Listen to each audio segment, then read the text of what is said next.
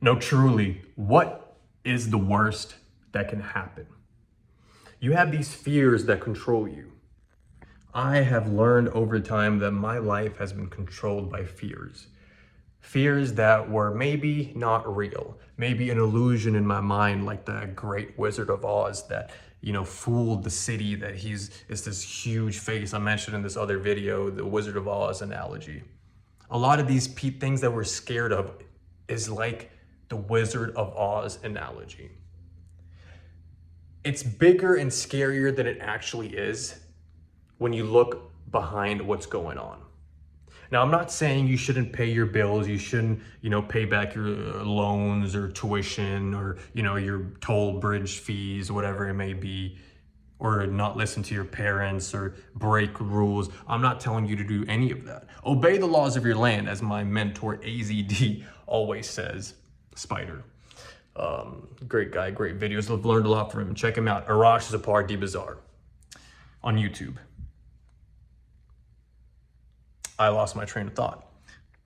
But this is just the whole process of it.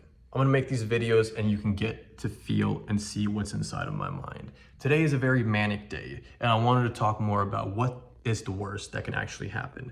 So like I said, I'm not saying not to pay your whatever tuition. Let's say you have $30,000 credit card debt. You feel the fear. I've had credit card debt and I still do a little bit, maybe a couple thousand, 2,000. I'm gonna pay it off soon. But there was a time when I got, first you get, let's say you have a student loan and it's a little bit bigger. Let's say it's 30, 40, 50, $100,000 you have to pay back your med school or your law school or your college or your community college, anything, car loan. You got a car payment coming up.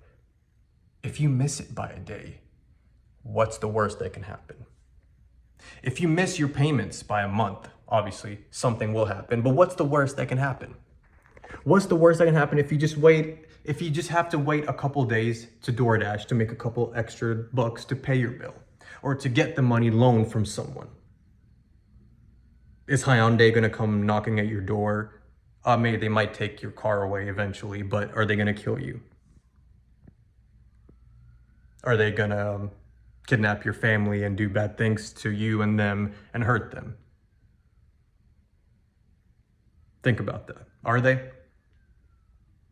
Is Goldman Sachs the company you owe $300,000 to because you got this loan and your business didn't work and now you got to foreclose the house and then this and that and you're about to jump off the bridge because you have this fear? Maybe. I haven't experienced this and I don't want to, but this is a hypothetical thought that I just captured from the great consciousness that maybe someone actually went through what I'm talking about now. And they're about to jump off the bridge or the balcony of their 6-story house that they bought for $15 million, but they can't pay for it. And they're scared that something bad is gonna happen. Their family is gonna look at them weird because they can't pay the bills now because something happened. Their friends are gonna say stuff, their credit card companies, this, that. So many things come attacking at your brain that's just illusions. No one's gonna hurt you.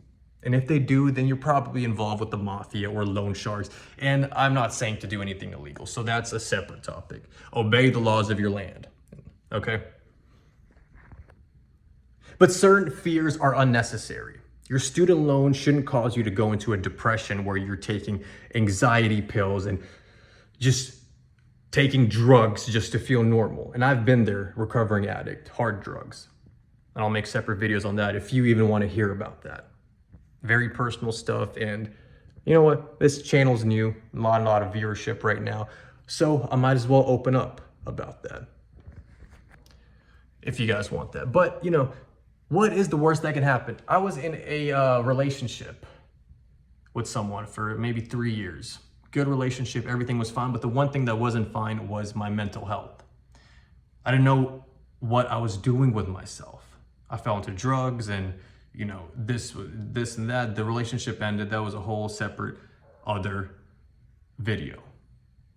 But at the moment, I literally sat there and I'm like, I'm at this point, the lowest in my life, hypothetically or whatever.